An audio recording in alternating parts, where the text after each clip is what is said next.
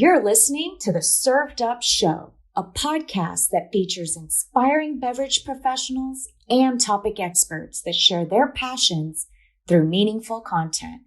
Your hostesses, Bridget Albert, is best known as the Market Fresh Mixologist, an industry mentor with over 25 years of experience. And I'm Julie Milroy, best known for my passion for leading change and helping others grow in their careers. Grab a cocktail and sit back. Let's learn how we can make a positive impact in our industry.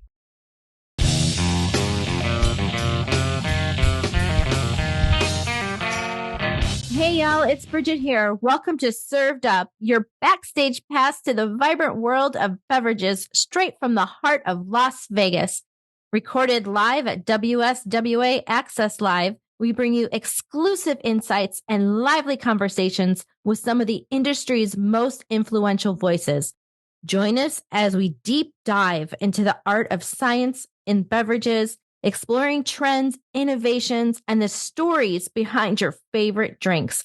From cocktails to spirits, Served Up is serving it all with a dash of style and a twist of sophistication. In each episode, we are joined by an exceptional lineup of guests, including an editor-in-chief, a seasoned beverage professional, the founder of a prestigious spirit competition, and CEOs and a spirit founder from beloved consumer brands. Together, they share their expertise, passion, and insider secrets, giving you a front row seat to the evolving world of drinks.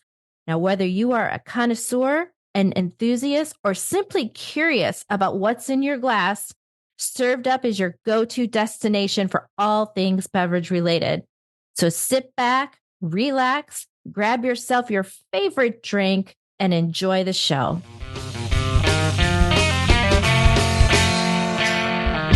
Hey y'all, it's Bridget here. I'm delighted to introduce our esteemed guest, Robert Hall, the CEO of Ole Smokey Moonshine. Robert is a predominant figure in the spirits industry, renowned for his leadership, wealth of experience, and expertise. He guides Ole Smokey Moonshine with innovation and passion, elevating the art of moonshine to new heights. In our conversation, Robert shares his professional journey, offering valuable tips and insights gleaned from years of experience. He also shares the origins of moonshine to its modern-day resurgence. Join us as we explore Robert's insights into moonshine, uncovering the many fun flavors behind its creation and its enduring appeal in the world of spirits. So sit back, relax, grab yourself your favorite flavor of Ole Smokey Moonshine, and enjoy this episode.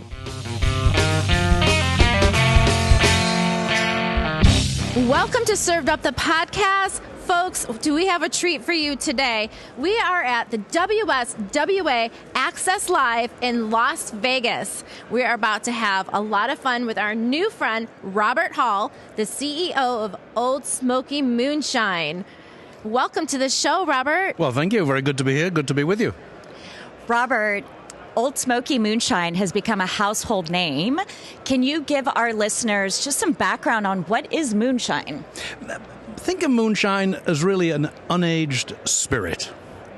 And it has all of the history associated with being, perhaps illicit, perhaps. And the fact that it's unaged allows people to escape the revenuers, because the revenuers can find barrels of aging whiskey. Whereas if something is made on a Monday and bottled on a Tuesday and consumed on a Wednesday, it's hard for the tax authorities to find. So moonshine became popular when people were trying to either escape taxes or during Prohibition. But really all it is an unaged spirit. And we make it legally, of course, and we pay our taxes. And moonshine can come in a variety of forms, a variety of recipes. And one of the forms is a relatively neutral spirit that we use as a flavor. We use as a base for all of our flavored products. But then we have some much more highly flavored products, our original corn whiskey, something we call Blue Flame, as an example. All are different recipes, but are all unaged spirits. That is really interesting. What inspired you personally to get involved in the world of moonshine, and how did Old Smokey come to be? Well, Ole Smokey was founded in 2010, and the original vision of the company was to really sell moonshine in Gatlinburg. Gatlinburg is a tourist town in Tennessee. Been there. Been there. And many people have. We get 15 million visitors a year to the overall area. It's right next to the most visited national park in the country, which is the Great Smoky Mountain National Park, which has many more visitors than Grand Canyon and Yellowstone, which many people think are the most visited, but they're not. Great Smoky Mountain National Park is the most visited distillery. So we get a lot of tourists in town, and the founders wanted to make and sell moonshine legally, and the tourists bought it, and it was a tremendous success. And because many of the buyers were people from out of town, they wanted then to buy the products in their hometowns, and that was the birth of our wholesale business. And so the business grew very rapidly over time. I read about the company in Business Week in 2012, Really? 2 years after the company was founded, and I was working with a financial company, and we actually invested about a year later in November of 2013, and then I became CEO in 2016, and I've been living in Tennessee ever since, in the heart of moonshine since 2016. So that's how I became involved, and been working very hard to grow the company ever since. Where are you originally from? I'm from England originally, you can probably tell. I've lived in the US for quite a long time, and I tell people because in the area of Tennessee where I live, in East Tennessee, it was originally settled by people from England, Scotland, and Ireland who brought the distilling skills to the area. Right. So I'm just a more recent settler. I love it. Very nice. And Old Smokey does have a rich history. Can you tell us about some of the memorable moments or milestones in the brand's history? Absolutely. I think I'd answer three ways to that question. Firstly, the distilleries.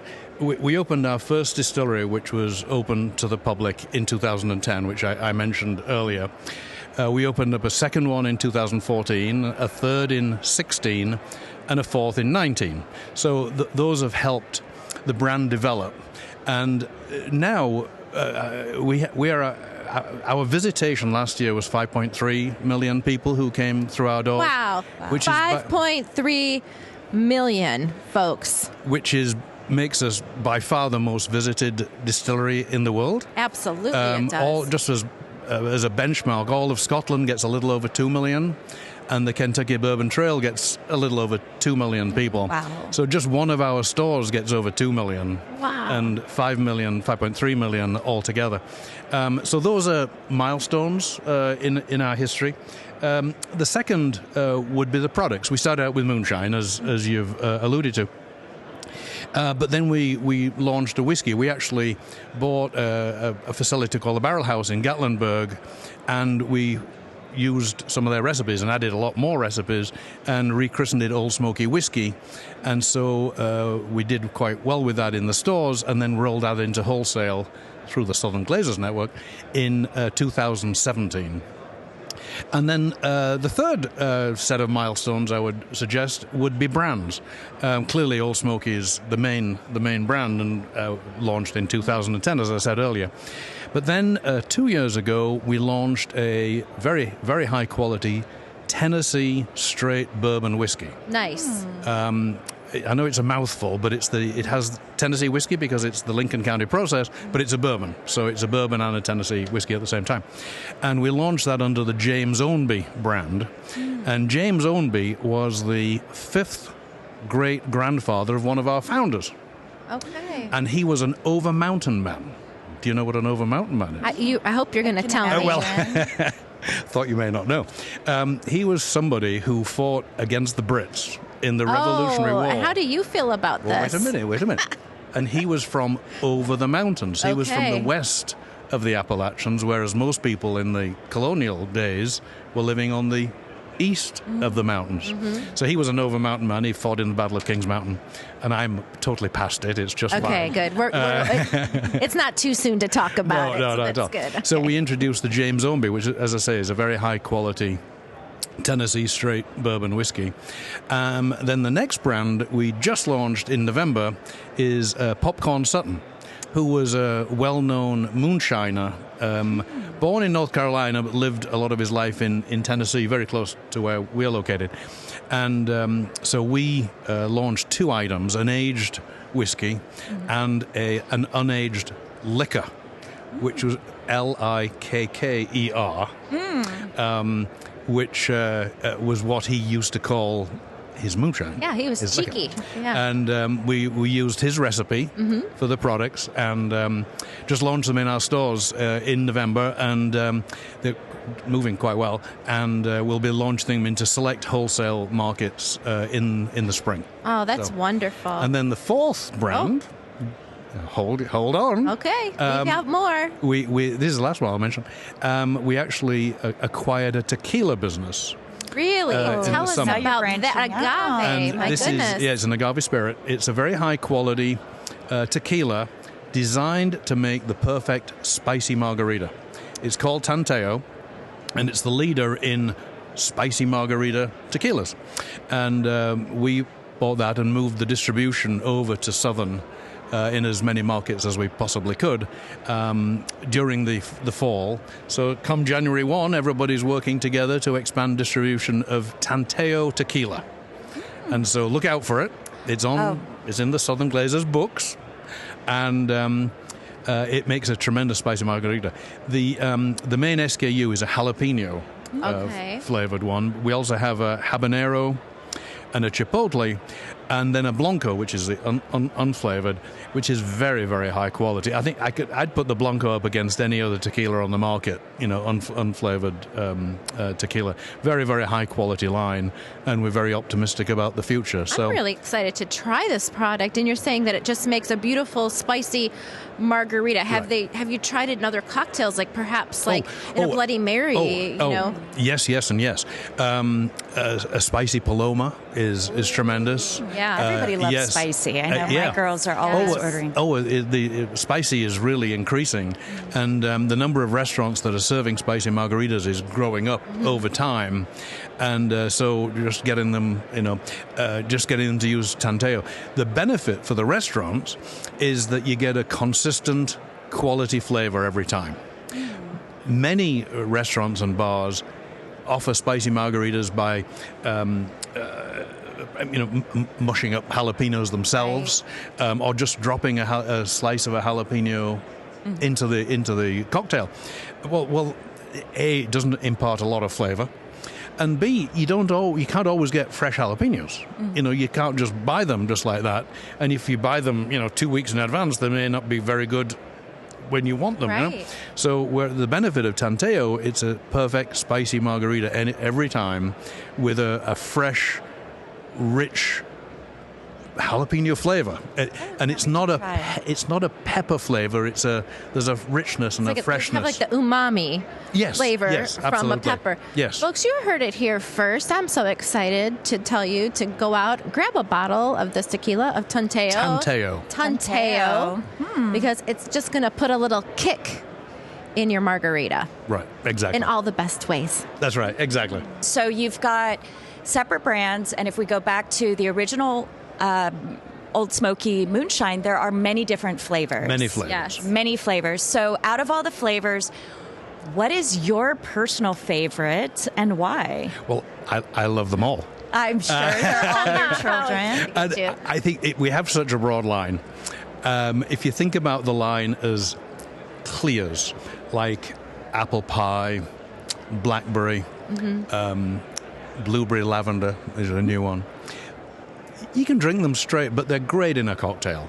If you mix apple pie moonshine with ginger ale, it's a really great cocktail. If you mix blackberry moonshine with lemonade, like a Simply lemonade or a Minute Maid lemonade, 50-50, you get a great blackberry lemonade cocktail. it's so simple. You don't need a lot of ingredients. And so when I'm in the mood for a cocktail or serving cocktails to friends, I go to the clears, the apple pie, blackberry. Hunch punch is another one, which is great for a cocktail. Then we have another category, which we call inclusions, or we sometimes call fruits and veggies, because it's moonshine with cherries or peaches or pineapples or moonshine pickles. And they're a great garnish. Oh, I bet you that they're delicious. Well, you can eat them straight. Yeah. And do you get a little buzz from the pickles? just a little. Oh, I would eat a couple of them. Yeah, just a little. That's fun. We've seen that. Yes. But a moonshine pickle in a Bloody Mary is fantastic. And you can eat the pickle on its own, or you can just have it in the Bloody Mary. And can you drink the juice? Absolutely. And you can serve the juice. And you can serve the juice. That could be great for a pickleback. I was just going to say that is still such a popular shot. Right. Yeah, exactly. And then cherries are a great garnish, really, for many drinks. Moonshine cherry. In the pineapples, the moonshine pineapples, it's a pina colada liquid. Oh, how fun. And so you could just spoon them out of the jar if you choose to do that. But it's a wonderful garnish, for a drink, or you can use the pina colada as a pina colada or as a base for a cocktail. And then the final set of products are our creams, which are great for really just sipping. Last thing at night, to have a banana pudding cream or a butter pecan cream. It's very relaxing, and just the cream, it just is the texture, very comforting texture, with a very nice flavor. So I'm proud of them all, and I think it just depends on what you want to do, what the mood is, what the mood is, and also that we have another group of products which are really perfect for sipping just on their own, like our salty caramel whiskey. Is our peanut butter whiskey, which was named the best tasting flavored whiskey in America last year. Wow, congrats. They're just great for sipping. That could be an early evening, an early evening experience. So there's a flavor for every time of the day. There's a flavor for every time of the day and for every kind of person. And we put a lot of energy into making sure they're the best quality for what that is. Now, not everybody would like a salty caramel whiskey. Many people do, fortunately. But what we want to do is, for people who like a salty caramel flavor, we want to make the best one out there, and we strive to do that in everything we do. So, Robert, you really love what you do. I do. I'm really excited. I can absolutely tell. With that said, what are some valuable lessons that maybe you can share that you've experienced throughout your career that folks that are either just entering the beverage space or are curious about it, can you share some of your wisdom? Well, I could certainly try. That's a very broad and rather complicated question. We all come across challenges. Yes. And you've got to work to define those challenges, understand them, acknowledge them first, because sometimes you can just ignore challenges and hope they go away. That's the wrong thing to do. Yeah. Acknowledge them, define them, and work with whoever is appropriate in the company to get the best minds thinking about a plan to address the challenge, and then work with that group of people and probably more people in the company to then execute the plan that you've developed. And we've had a number of challenges, like any company over the last 10 years. Just for example, in our early days, money's tight. Sure. Whenever a company is starting out, it always costs more to do things than you expect. Right. And money was tight. So we had to really focus on where we wanted to spend our money and our time. And we focused geographically because we felt that was most appropriate. And we put all of our resources in really 10 or 12 states around Tennessee, plus 10 or 12 states around Tennessee. Unfortunately, it paid off, and the business grew there, and then we could start to invest in the 15th state and the 20th state. And now we've got media in 46 states across the country. We're national except for just a couple of very small states. And we have people, we're now up to 70 people, whereas a few years ago we were at 10 people. And we've put our resources and our investments where they made the most difference. And we've been able to grow the company 6 times in 7 years by following that approach. Then another challenge we've had is, because we've been fortunate to grow so rapidly, is really managing the growth and being able to supply the products to satisfy the demand of our distributors, who we respect very greatly. Forecasting, which we love. Well, forecasting is a part of it, but making the stuff is actually more difficult. Yeah. So we spent a lot of time working to manage the growth, and we fortunately were able to figure it out. And while our customer service levels were never perfect, we've I think been better than many, and we strive to be the best all the time. And we've built a new plant in our area of Tennessee to provide the capacity to satisfy demand. But that was a big challenge. We put a lot of time into that. So when you grow the company over 6 times in just 7 years, you have to do a lot on the production side. And then, like many companies over the last few years with COVID and all of the consequences of COVID, we, like many people, had challenges attracting sufficient numbers of people to work, because we employ about 800 people in the company, and then retaining them because of just the environment. And we've been fortunate to be able to overcome that challenge in a number of different ways. So I think in terms of advice, passing on, everybody's going to have challenges. Don't ignore them, acknowledge them, define them, put a plan together, and then work with a good group of people to actually execute the plan to address it, and hopefully you'll move ahead because of it. So Yeah, that's really great advice. Yeah, that is really great advice. Well, Robert, thank you so much for sharing your insights and teaching our listeners a little bit more about Ole Smokey, Moonshine, and we really appreciate your time with us, and thank you very much, and enjoy the rest of WSWA Access Live. I've enjoyed it so far. I'm looking forward to it. Thank you for being so nice and being with you. So thank you. Yeah, cheers to you. Cheers. Thank you. Thanks for listening. Served Up is brought to you by Southern Glazers Wine and Spirits. Produced by Zunu.online. Music by We Killed the Lion can be found on Spotify.